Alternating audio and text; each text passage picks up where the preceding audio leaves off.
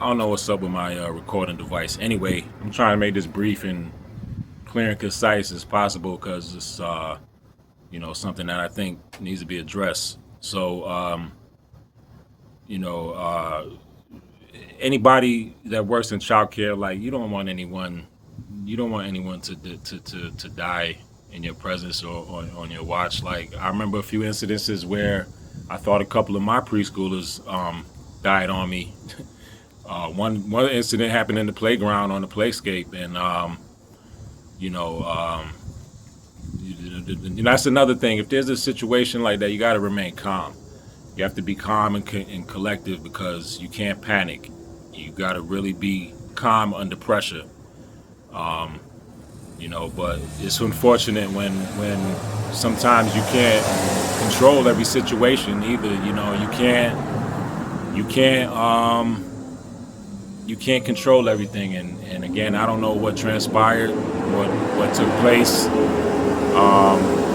So I can't really speak on that, but it's really sad though because you you want to do the best thing possible, and you know you want to go home at the end of the day and have all your kids in your care go home at the end of the day too. So it's tragic, but again, you can't really predict, and you can't not predict, but you can't control every situation. You can every doctor can't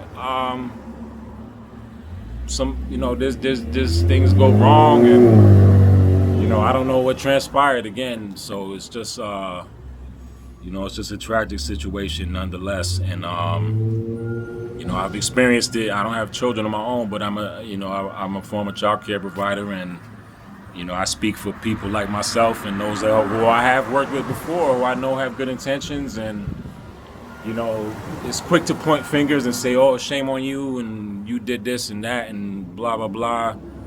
Until an investigation is conducted, and there's no evidence of any neglect or ill intentions. Everybody deserves to be given a chance to say what transpired, what took place. I've been victim of falsified accusations before, and I can only imagine what the family is feeling, and my heart goes out. Truly, like, my heart goes out to the family and the families that things like this happen to all the time. It's just very tragic. But if you're a child care provider and you work in the system, do good, please. Like, be there for a reason. Be there because you love what you do. Don't just be there for a paycheck. You got to be cut from a really special type of fabric to work in the child care system, especially as a male. As a multiracial male, it's not easy at all. But regardless, you got to have good intentions, and you need to be the best. The best child care provider you can be, the best mentor. Um, you know, it's just really tragic when things like this happen. And again, you can't control every scenario. Um, things happen beyond our control, and it's sad. It's really sad. So I think something that we need to address and really be mindful of. You know, Again, I've worked with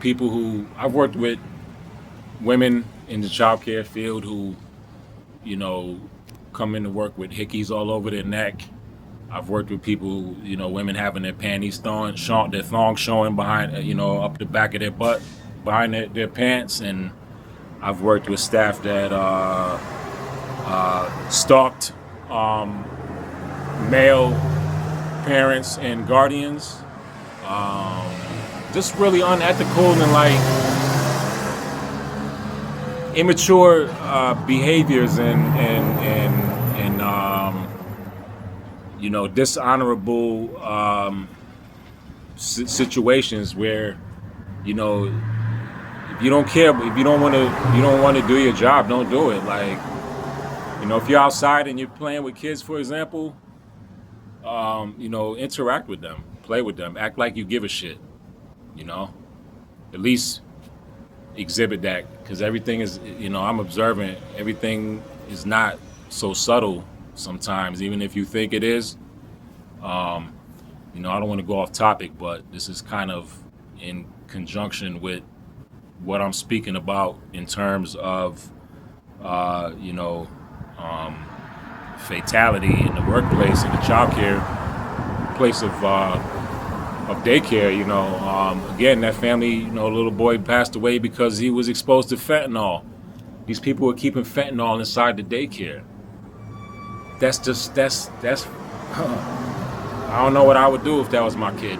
That's just blatant. That's just awful. That's awful.